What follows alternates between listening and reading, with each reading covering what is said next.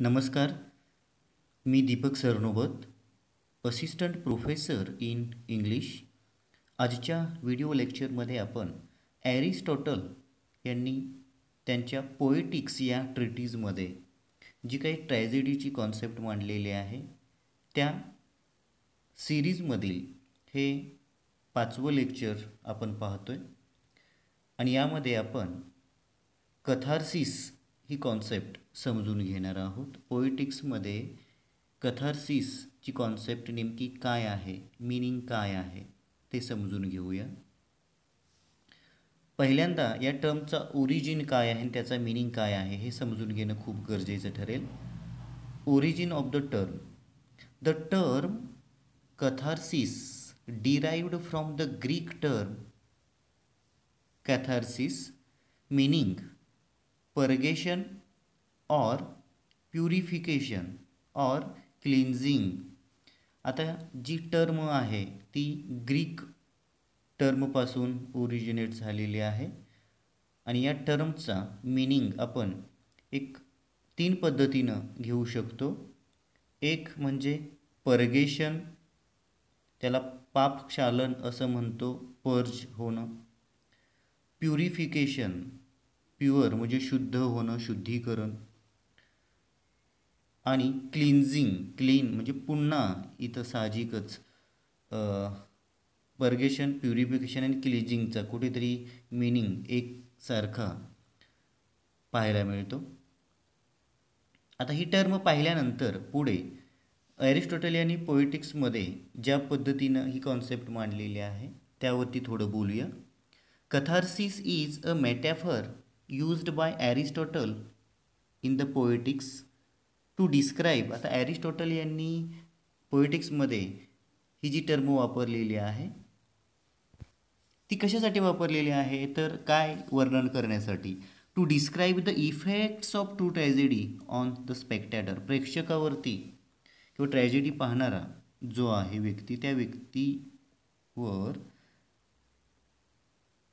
होणारे जे इफेक्ट्स आहेत ते इफेक्ट्स डिस्क्राईब करण्यासाठी कथार्सिस ही टर्म वापरलेली आहे. According to Aristotle the purpose of tragedy is.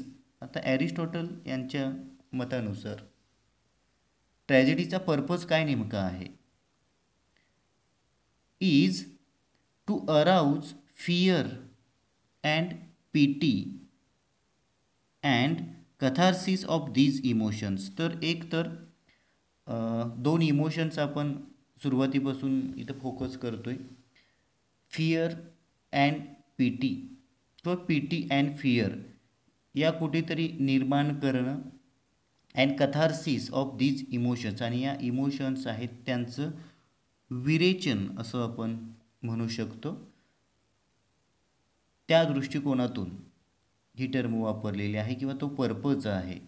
PT असेल, करुणा असेल, भीती असेल, या भावनांचं विरेचन करणं.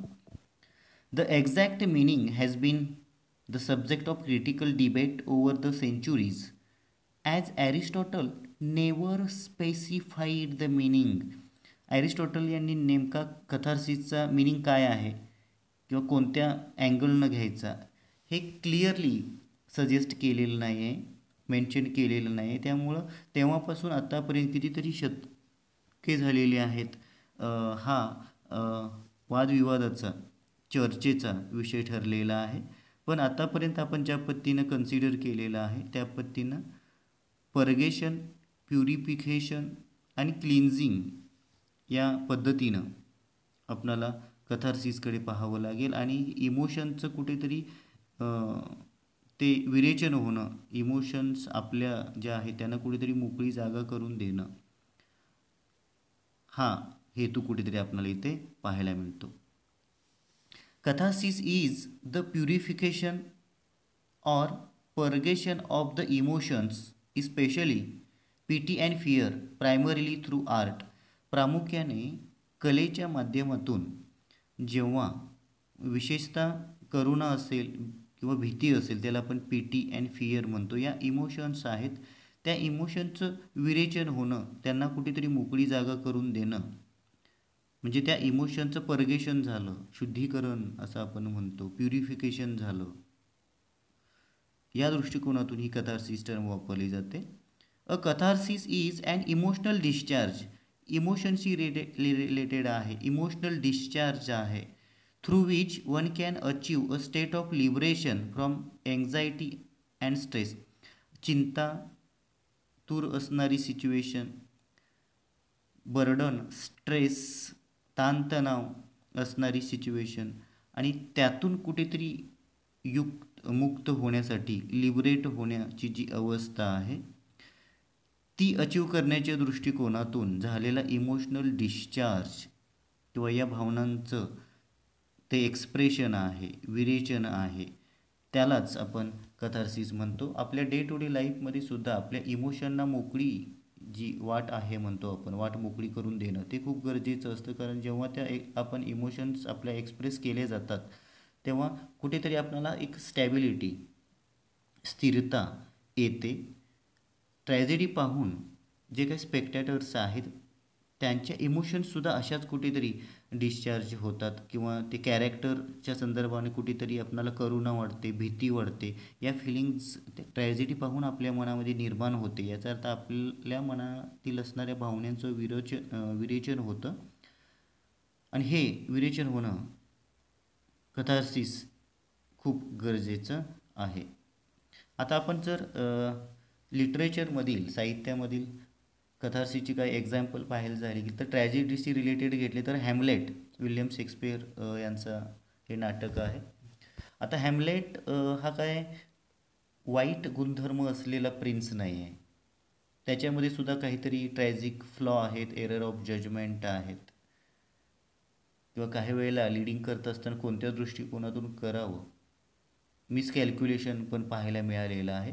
पण जेव्हा आपण हॅमलेटचा शेवट पाहतो तेव्हा हॅमलेट आपल्या वडिलांच्या मृत्यूचा बदला घेण्यासाठी साहजिकच ड्युअल, जेव्हा द्वंद्वयुद्धामध्ये लिआर्टिसला जेव्हा चॅलेंज करतो तेव्हा, आणि स्वतः जेव्हा घायाळ होतो तेव्हा आपणाला आपल्या मनामध्ये हॅमलेटच्या विषयी एक प्रकारची करुणा, सिंपती जी आहे ती निर्माण होते, किंवा एक चांगलं असणारं कॅरेक्टर काही गरज नसताना, कारण नसताना आज त्याचा शेवट होतो आहे. मग हे जे इमोशनचं लिंकिंग आहे, कनेक्शन आहे, किंवा जे विरेचन होतं आहे, कथार्सिस जे आहे ते कुठेतरी आपणाला तो सीन पाहत असताना पाहायला मिळतं. किंवा ऑफेलिया जेव्हा काही तिची कोणत्याही या कॉन्फ्लिक्टमध्ये प्रत्यक्ष सहभाग नसत असताना जेव्हा ती मृत्युमुखी पडते तेव्हा देखील आपल्या मनामध्ये कुठेतरी पिटी अँड फिअर या इमोशन्स निर्माण होतात, क्रिएट होतात. तोच मुद्दा विल्यम शेक्सपियर यांच्या रोमिओ अँड ज्युलियट या ट्रॅजेडीबाबत आहे. जेव्हा रोमिओ आणि ज्युलियट भेटायचं ठरवतात आणि त्याच्यासाठी त्यांनी प्लॅन ठरवलेला असतो की ठराविक काळापुरती गुंगी येणारं जे मेडिसिन आहे ते घ्यायचं, आणि जेव्हा ग्रेवयार्डमध्ये येणार त्याचवेळी तिथून कुठेतरी निघून जायचं. पण ज्युलियटला योग्य वेळी साहजिकच जाग येत नाही, ती घेतलेलं जी मेडिसिन आहे त्याची धुंदी असते, आणि इतक्यात रोमिओ येतो, आणि रोमिओ आल्यानंतर हिला ज्युलियटला निश्चल किंवा काही हालचाल न होताना पाहिल्यानंतर त्याच्या मनात येतं की कदाचित हिचा शेवट झालेला आहे. त्यामुळं तो देखील काय करतो, पुन्हा पॉयझन जे आहे तो ड्रिंक करतो, आणि मग त्याचा शेवट होतो. तोपर्यंत ज्युलियटला जाग येते, आणि आता इथं याची रोमिओची डेड बॉडी पाहून ती पण म्हणते आता आपण काही जगून करायचं, ज्याच्यासाठी आपणाला जगायचं होतं तो आपणाला सोडून गेला आहे. मग पुन्हा उरलेलं विष ती घेते, आणि पुन्हा ती साहजिकच स्वतःलाच संपवण्याचा प्रकार आहे, म्हणजे तिचा शेवट होतो. मग हे रोमिओ अँड ज्युलियट एक ठराविक काळ गेला असता तर, वेळेनं साथ दिली असती तर ते भेटू शकले असते, आणि पुढे त्यांचं लाईफ कदाचित योग्य रुटीनला आलं असतं. पण तसं होत नाही. पण हा सीन पाहत असताना आपल्या मनामध्ये कुठेतरी ती एक करुणा निर्माण होते, किंवा ती फिअर, भीती जी आहे ती देखील निर्माण होते. आता ही कथार्सिसची काही एक्झाम्पल्स आपण पाहिलेली आहेत. अशा पद्धतीनं ॲरिस्टॉटल यांनी त्यांच्या पोएटिक्समध्ये ट्रॅजेडीची कॉन्सेप्ट डिस्कस करत असताना कथार्सिस ही एक महत्त्वाची संकल्पना मांडलेली आहे. साहजिकच मानवी भावभावनांना कुठेतरी मोकळी वाट करून देणं खूप गरजेचं असतं आणि हा पर्पज कुठेतरी ट्रॅजेडीच्या माध्यमातून फुलफिल होताना त्यांना दिसलेला आहे किंवा तो दिसतो आपणाला. आपण एखादी ट्रॅजेडी पाहत असताना त्या ट्रॅजेडीमधील जी कॅरेक्टर्स आहेत त्यांच्या दृष्टिकोनातून आपण कुठेतरी सिंपत्ती आपणाला वाटते, फिअर आपल्या मनामध्ये निर्माण होते आणि आपल्या इमोशन्स कुठेतरी त्यांचं डिस्चार्ज झाल्यासारखं तो प्रत्यय येतो आणि हे खूप गरजेचं असतं.